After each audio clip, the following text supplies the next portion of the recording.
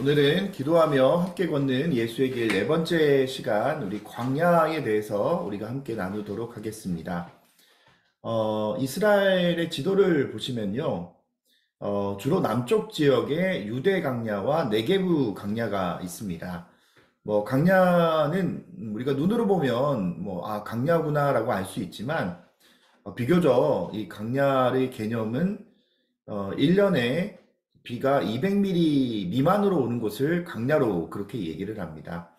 그 말은 사람이 살기가 어려운 이 부엘세바를 중심으로 해서 사람이 살 수가 없는 물이 없는 환경을 우리가 강야라고 얘기를 합니다. 지금이야 이제 스프링클러가 있어서 이 광야 지역에 나무들이 있지만 실제로 이 광야를 우리가 생각할 때는 전혀 나무가 없는 곳이 이 광야라고 생각하시면 됩니다. 그런 광야에서 예수님이 이 마태복음 4장 1절부터 11절까지 내용에 보면 마귀에게 시험을 받는 40일 동안 밤낮으로 금식하신 후에 그 시험을 받는 이 장면이 바로 마태복음 4장에 나와 있습니다. 마태복음 4장 1절부터 11절까지 먼저 말씀을 보고 우리가 광야에 대해서 함께 나누도록 하겠습니다. 마태복음 4장 1절부터 11절 제가 읽어드리겠습니다. 그때 예수께서 성령에게 이끌려 마귀에게 시험을 받으러 광야로 가사 40일을 밤낮으로 금식하신 후에 줄이신지라. 시험하는 자가 예수께 나와서 이르되 내가 만일 하나님의 아들이거든 명하여 이 돌들로 떡덩이가 되게 하라. 예수께서 대답하여 이르시되 기록되었으되 사람이 떡으로만 살 것이 아니요 하나님의 입으로부터 나오는 모든 말씀으로 살 것이라 하였느니라 하시니, 이에 마귀가 예수를 거룩한 성으로 데려다가 성전 꼭대기에 세우고 이르되 내가 만일 하나님의 아들이거든 뛰어내리라. 기록되었으되 그가 너를 위하여 그의 사자들을 명하시리니 그들이 손으로 너를 받들어 발이 돌에 부딪히지 않게 하리로다 하였느니라. 예수께서 이르시되 또 기록되었으되 주 너의 하나님을 시험하지 말라 하였느니라 하시니, 마귀가 또 그를 데리고 지극히 높은 산으로 가서 천하 만국과 그의 영광을 보여 이르되 만일 내게 엎드려 경배하면 이 모든 것을 내게 주리라. 이에 예수께서 말씀하시되 사탄아 물러가라. 기록되었으되 주 너의 하나님께 경배하고 다만 그를 섬기라 하였느니라. 이에 마귀는 예수를 떠나고 천사들이 나와서 수종드니라. 예수님이 시험받은 시험산의 이 장소를 여리고로 보는 견해가 많습니다. 그래서 지금도 여리고에 가시면 예수님이 시험받은 시험산, 그래서 시험산 수도원이 거기에 있는데, 여리고로 가시면 예수님이 시험받은 장소라고 그렇게 소개하는 그런 일들이 많습니다. 장소의 의미보다 우리가 이 성경에 예수님께서 시험 당하신 그 장면을 묵상하는 것이 조금 더 좋은 부분이 아닐까라는 생각을 합니다. 자, 강야라는 곳은요, 사람이 살 수 없는 불모지, 버려진 땅의 개념입니다. 유대 광야와 네게부 광야가 이런 곳인데, 우리가 지도를 보신 것처럼 목축업까지는 할 수 있어요. 그러나 사람이 그곳에서 영구적으로 살 수 없는 그런 곳이 바로 우리가 강야라고 얘기를 합니다. 민수기에는 불모의 대지라고 얘기하고, 예레미야에는 쓸쓸하고 적막한 곳으로 그렇게 이야기하기도 합니다. 물론 그 광야에서 하나님은 아브라함과 여러 족장들을 광야로 데리고 가셔서 그곳에서 하나님 앞에 깊이 체험할 수 있는 그런 훈련의 장소이기도 했고요. 모세나 다윗과 같은 지도자들도 광야에서 훈련한 후에 하나님의 백성을 바른 길로 인도하는 그런 사명을 주신 장소도 이 광야라는 곳을 보게 됩니다. 이스라엘 백성들 역시 이곳에서 연단받고 하나님 앞에 굳건하게 신앙이 세워지는, 그래서 가나안 땅으로 들어가게 되는 훈련의 장소가 강야였죠. 엘리야도 40일 주야를 걸어서 광야에서 하나님의 거룩한 호렙산에서 선지자의 새로운 사명을 받기도 했고요. 광야는 한편으로는 위험한 곳이죠. 그러나 하나님의 뜻과 하나님의 계획과 뜻, 방법을 배우고 알게 되는 훈련의 자리이기도 합니다. 자, 예수님도 메시아 사역을 시작하시기 전에 광야로 나아가시는데 예수님을 성령님께서 광야로 몰아내셨다라고 마가복음에 소개가 되어 있을 만큼 광야는 예수님의 사역을 준비하는 과정에서 매우 중요한 장소입니다. 광야에서 오랫동안 기도하셨고요. 또 하나님의 뜻에 집중하였던 광야입니다. 그리고 오늘 본문에 읽었던 것처럼 사단의 시험을 이기며 하나님께서 세상을 구원하기 위한 그 뜻하신 바를 확신하고 시작하는 그런 시점이 광야임을 우리는 보게 됩니다. 우리를 사명의 자리로 하나님이 우리를 부르시기 전에 우리는 광야에 나가서 부르신 사명을 묵상하고 또 하나님의 뜻이 우리의 가운데 있는 하나님의 그 뜻, 그 한마음을 굳건하게 확신하는 의미 있는 장소로 광야가 너무나 좋은 장소다라는 것을 보게 됩니다. 자, 광야라는 곳을 우리가 보면서 아마 성지순례를 가면 쿰란이라는 곳을 가게 돼요. 물론 무깃도라는 곳도 있고 또 뭐 광야에서 여러 군데가 있죠. 조금 전에 시험산도 있고. 그러나 이 쿰란이라는 곳이 어떤 의미일까? 물론 성경에는 나와 있지 않지만 역사적으로나 아니면 성서적으로 중요한 쿰란에 대해서 잠깐 동안 부가 설명하는 시간을 갖도록 하겠습니다. 자, 쿰란은 사해 바다 왼쪽 윗부분에 있어요. 그래서 여리고와 그렇게 멀지 않는 한 8km 정도 떨어졌나요? 여리고에서 별로 멀지 않는 지역에 이제 쿰란이라는 곳이 있어요. 자, 2000년 전 예수님이 계셨던 그 시대에 유대교는 4개의 분파가 존재했는데 우리가 흔히 잘 알고 있는 이 분파는 3개 정도가 있어요. 그래서 제사장 그룹인 사두개파, 그리고 바리새인이라고 흔히 얘기하는 바리새파, 그리고 이제 우리가 예수님의 제자 가운데서도 있었고 이 바라바라는 예수님 대신 풀려나는 이 바라바라는 이 사람들이 속했던 당원이 열심당원.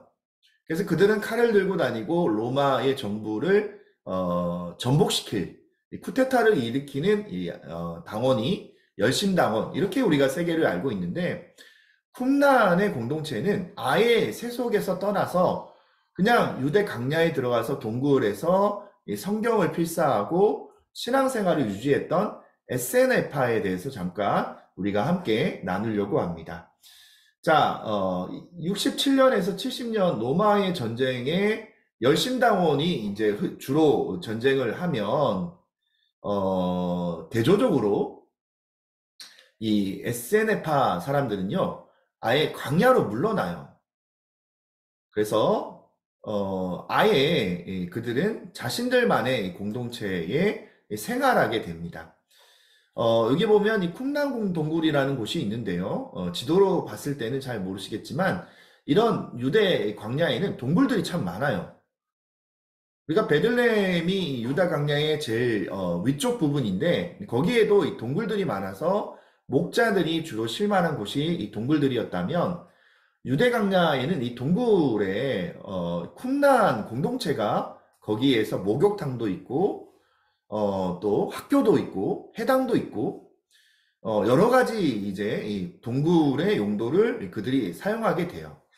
자, 이들이 AD 70년 경에 예루살렘이 로마의 아예 지배하에 있을 때에 이 로마 군인들이 이 쿰란 공동체까지 쳐들어오게 됩니다.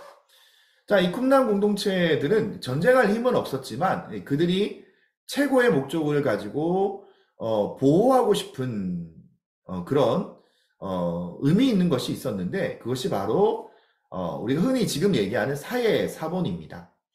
그래서 이 사해 사본을 그들이 필사했던 이 사해 사본을 이런 항아리에 집어넣고 동굴 안에 자기들이 필사했던 그 성경책들을 이 동굴에 그렇게 숨겨두게 됩니다. 자, 이 쿰란 공동체는 이 금욕 생활을 하고 있던 사람들이고 또 그들은 이 세속과의 이 철저한 단절 속에서 율법을 철저히 지켰던 그런 사람들이에요. 그래서 이 구약 성서의 율법을 철저히 지키고 또 그들은 고유한 자신들만의 정결 의식을 거행하고 또 그들은 이 유대 이 광야에서 특별히 쿰란 공동체 가운데서 하나님이 세우실 새로운 시대를 준비하고 기도하고 있던 그런 이 공동체입니다. 우리가 흔히 세례 요한을 에스네파의 한 사람으로 그렇게 추정을 하는데요. 유대 광야 이 쿰란 지역에 보면 동굴들이 있어요. 근데 이 동굴들이 발견된 것도 참 재미난 에피소드가 있는데 이 사해에서 얼마 떨어지지 않는 이 쿰란이라는 곳, 예루살렘에서 40km의 동쪽 정도 떨어져 있는 이곳에 1947년 1월 달에 10대로 모였던 이 베두인 이 두 명의 이 청소년들이 양을 치다가 그 중에 이 베두인 소년이 양을 잃어버렸어요. 그래서 이 자신이 잃어버린 그 양들이 동굴에 숨었나 확인하기 위해서 거기에 이 동굴 안에 이 돌멩이를 던지는데요. 근데 그곳에 항아리가 깨지는 소리가 들리는 거예요. 그래서 혼자 들어가기는 두려워서 자신의 친구를 데리고 그 항아리가 깨어진 소리를 듣고 동굴 안에 들어가 보니까 거기에 항아리가 있는데 그 항아리 안에 보니까 양피지 두루마리 뭉치가 발견되었는데 그것이 이제 2000년 정도 침묵을 지켰던 이 성경의 사본, 우리 흔히 얘기하는 사회의 사본인 이 성경의 양피지 사본이 드러나게 되었습니다. 자, 여리고에서 약 10km 정도 떨어져 있는 이 그곳 가운데 이 소년들이 이 두루마리를 가지고 그래도 조금 알만한 해당장을 찾아가서 그 해당장에게 이 가치를 그렇게 이제 얼마의 가치가 있는지 10개의 이 두루마리를 들고 처음 발견한 친구는 7개, 두 번째 같이 따라 들어왔던 친구는 3개. 그래서 이 첫 번째 발견했던 그 돌을 항아리 깼던 그 자기가 발견한 7개의 양피지를 해당장이면서 아마 좀 성경에 좀 학식이 있는 이 골동품상의 사람에게 팔았어요. 10달러, 그 당시에 10달러를 자기가 이제 10달러에 주고 팔았는데, 그게 이제 나중에 사람들에 의해서, 이 예루살렘의 뭐 교수라든지 아니면 전문 이 성경을 연구하는 성경학자라든지 이런 사람에 의해서 이제 대대적으로 1951년에 한 5년 정도, 4년, 5년 지난 그 지역 그 시간부터 6년간 이 쿰란 주변에 있는 이 동굴들을 이제 찾게 돼요. 거기에 11개 동굴에서 800여 개의 두루마리를 발견하게 되었는데 그 중에 구약 성경 가운데 에스더를 제외한 전 구약 성경뿐만 아니라 거기에 보니까 뭐 문서들, 뭐 구리로 만들어진 두루마리들, 또 금과 은도 엄청나게 발견된 거예요. 그래서 이 지역에 이 쿰란 공동체라는 이름이 이제 생겨나게 되었습니다. 자, 이 쿰란 공동체, 쿰란 사본, 사회 사본이 발견된 중요한 이유 중에 하나가 뭐냐면 지금 존재하는 가장 오래된 성경 사본이다라는 것입니다. 원래는 구약 성경 이 사회 사본이 발견되기 전에 이 시대는 예수님 시대에 거의 이 성경이 쓰여진 사회 사본인데 그러면 1세기 같이 안 되잖아요. 근데 이 사회 사본이 발견되기 전에는 9세기나 10세기의 레닌그라드 사본이나 알레포 사본들이 제일 오래된 사본인데 이 사회 사본은 예수님이 태어나시기 전 기원전 25년까지도 내려가는 거예요. 사회사본이 현재 이스라엘 박물관에 전시가 되어 있는데 가장 가치가 높은 것은 6mm 길이로 되어 있는 이사야 1장부터 66장까지 완벽하게 전부 다 적혀 있는 사회사본이 엄청난 가치가 있는 그 중에 이사야 53장은 우리가 메시아에 대한 확신을 줄 수 있는 근거의 말씀이기 때문에 엄청나게 중요하죠. 원래는 그 당시에는 이 두루마리를 발견하면 스카치 테이프를 붙이고 약품에 오래 담아두고 양피지 두루마리가 부서지면 조금씩 이렇게 열어보는 근데 이 스카치 테이프를 제거하는 복원 작업만 해도 지금 이 시대에 그나마 40년 동안 그렇게 걸렸다고 합니다. 아마 뭐 사회사본이 오래전에 발견됐다면 그때의 기술로는 보관할 수 없는데 하나님의 때에 이 기술로 이 사회사본을 복원할 수 있도록 하나님의 때에 알맞게 1947년에 처음으로 그렇게 발견되게 되었습니다. 재미난 얘기 중에 하나는 그 베두인 이 목동들이 두루마리를 10개 팔았잖아요. 그래서 이 골동품 주인이었던 칸토에게 10달러를 받았어요.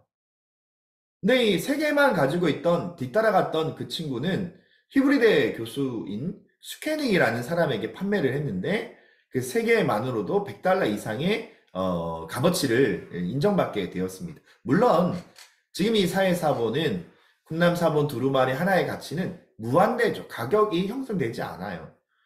이 수케닉이라는 이 고고학 교수는 나중에 미국에까지 가서 또 이런 이 사회사본을 발견하는, 우리가 조금 전에 사진에도 나와 있지만 이분이 바로 수케닉 분이고 10세겔에 보면 이 사회사본이 두루마리로 되어 있는 이사야 사회사본이 나와 있을 정도로 여러분들 이 사회사본은 상당히 역사적으로도 중요하고 또 성경의 발견으로도 매우 중요한, 물론 예수님의 메시아의 탄생에 대한 53장의 말씀은 너무나 귀한 말씀이죠.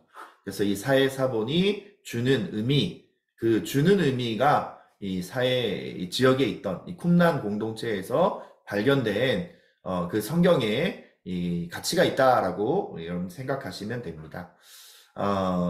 이스라엘을 가시면 사회를 가시면 제일 사람들이 기대하는 게 사회에서 수영하는 걸 제일 기대를 하셔요. 물론 저도 2번을 방문했을 때 2번 다 물에 둥둥 떠서 뭐 한 번은 책을 읽기도 하고 또 한 번은 또 여유로움을 즐기기도 했는데, 하나님께서 주신 이 아름다운 사회, 이 바다뿐만 아니라 이 사회가 가지고 있는 무한대의 가치, 바로 쿰란 공동체가 우리에게 유산으로 준 이 사회사본이 지금까지 의미 있다라는 것을 기억하면서 여러분들 광야의 의미, 버려진 곳이지만 하나님이 훈련하는 장소다, 것을 여러분들 기억하는 그런 시간이 되기를 바랍니다. 네, 여기까지 오늘 4번째 시간 광야에 대해서 함께 나눴습니다. 수고하셨습니다.